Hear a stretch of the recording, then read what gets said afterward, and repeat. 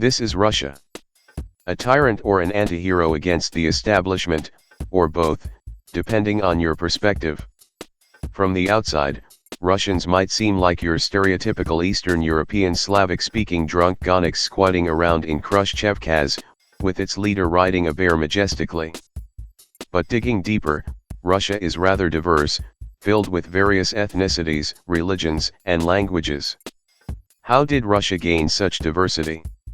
Well, it can be traced back to some Scandinavian Vikings' expansion and settlement around Eastern Europe, got assimilated, eventually forming the East Slavic Kievan Rus as we know them today. Then, the Mongols came along and had some good fun in Eastern Europe. To protect itself against the further steppe nomads' invasions, the Principality of Moscow and later Russia went all out in beating up their neighbors, getting meat shields, gobbling up various ethnicities all the way to Alaska. Some ethnicities got assimilated and become Russians, others retained their unique identity and later became independent.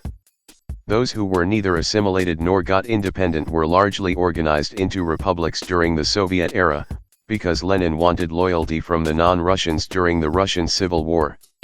Following the collapse of the Soviet Union, new nations popped out and being popped back in, forming what we know as Russia today. So what does it mean to be one of the republics in Russia? The republics are one type of federal subject of the Russian Federation, created as nation-states for ethnic minorities. They function like a state within a state, with its own constitutions, official languages, and national anthems. In practice, however, things can be a bit dodgy. So what are these republics?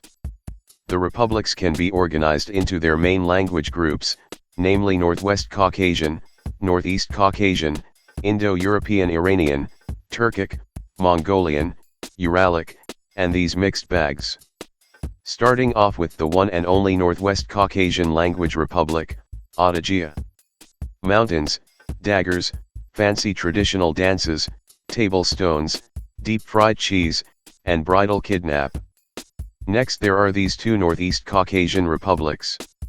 Chechnya, lowest alcoholic consumption, sad life for gays, being exiled to Central Asia at one point, briefly gained independence, got beaten up by Russia, and now oil, plus some towers for touristic stuff. The Chechenian leader is made super rich in exchange for loyalty to Moscow. Next there is Ingushetia, the smallest non-city federal subject in Russia. It is like the little brother of Chechnya, less rebellious. It is unfortunately poor because not much oil, but it has lots of towers, and good folk songs. Moving on to the one and only Indo-European Iranian Republic in Russia, North Ossetia. Mountains, cheese pies, Iranian folk religions, lots of minerals and hot springs. The Turkic dudes dominate Russian republics with 7 of them, geographically dispersed, a legacy of the migrating steppe nomad Turkic ancestors. Starting off with the Siberian side of things, Altai. There is the Yakok Plateau, Siberian Ice Maiden, New Age religion tourism, throat singers, and maybe pipelines soon. Next to Altai is Caucasia, good nature, warm Siberia, archaeologists' dreamland, and the Salbik Kurgan. Situated below Caucasia is Tuva, a piece of Qing China/Mongolia got gobbled up by Russia. Poverty, crime, dodgy areas, endless steppe, throat singing, and East Asian-looking Buddhist monks. The biggest and the most far-flung Turkic republics is Sakha. Cold winters and hot summers, East Asian-looking people in Russia, shamanism, summer festival Wyak, circus acts, fat furry horses, and big diamond mine hole. Moving towards the European side of Russia, there is Bashkortostan, the most populated autonomous republic in Russia. Woodwind flute music, honey, and Russian rap capital. Next there is Chuvashia, arguably the descendants of the old Bulgars, the strange outcast of Turkic language people group, famous for beer. Finally there is Tatarstan, home of the Tatars, who are the second largest ethnic groups after the Russians, whom kinda have some beef with each other. Tatarstan was at one point kind of functioned like an independent country. Nowadays, Tatarstan is tip-top posh with oil and gas, and it loves collecting religions and fusing them together. Similar but not really related to the Turkic dudes are the Mongolic dudes, of which there are the two Mongolic republics in Russia. Variatia, situated next to Lake Baikal, horse milk whiskey, and Buddhism. It is basically the bits of Mongolia adopted by the Russians during the Russian expansion eastward. On the other end there is Kalmykia, Buddhist monks in Europe. The Mongolic Kalmyks migrated to the Caspian because of the abundant pastures, and they became good buddies with the Tsar Russians. It is like the reverse Vladivostok. Moving on to the Uralic Republic in Russia, the Uralic people can look European or East Asian or anything in between. Starting off with Karelia, the poor man's Finland whom Finland gave up on, nice forest outdoors, and tasty pastries. Next there is Komi, the capital of the Ural Mountains, rich with oil and gas, deers, forests, some pre-Christian pagan stuff, and brutal gulags. Mariel, intense pagan stuff, whom Russia could not really Russify.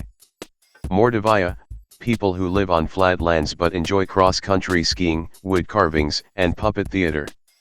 Last but not least of the Uralic republics is Udmurtia, meadow people, Eurovision grannies, and the capital of redheads in Russia. There are also some Russian republics which are quite mixed, all of them in the Caucasus region. Kabardno-Balkaria, Circassian Hab stuff, mountains, Mount Elbrus is here of which some Germans had dropped by for side quest during World War II. Karachay-Cherkess, large telescope, mountains, and lakes, plus horse riding. Dagestan, Russia's southernmost tip and the gateway into the Caucasus, the most diverse of them all. They hate Russia, but they hate each other even more. It has dagger dances, unrests, spawning Olympic wrestlers and UFC fighters who literally fought with bears. Looking beyond Russia, there are these disputed areas which Russia has rightfully or wrongfully control over, depending on your perspective. Crimea, the strategically located unsinkable aircraft carrier, the crossroad of cultures, Black Sea Fleet, tourism, and this waif of becoming a legendary internet meme.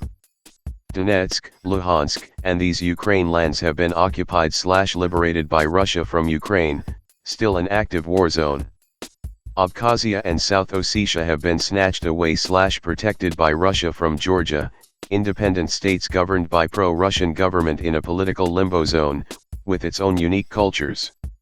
Then there is Transnistria, some Russian-speaking dudes in Moldova who wanted to join Russia but got refused. But Senpai is returning the favor by trying to build a land bridge over, at the expense of Ukraine. In addition, there are some former Russian republics who cease to exist, and proposals for new Russian republics. So what is the point of knowing these Russian republics? Well, the existence of republics is a legacy of the Russian expansion, unfinished Russification, a gauge meter of the Russian centralization grip over the non-Russians, and a hotbed for new countries if the Moscow central power ever decline. From history, Russia either survives by strengthening or dies due to its vulnerable geography. So get your popcorns ready for some endless drama and maybe new republics soon. The latest episode features war drones.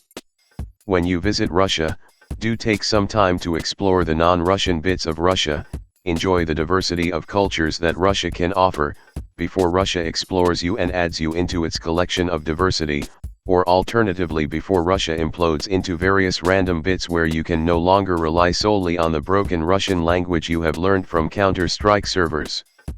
Thanks for watching.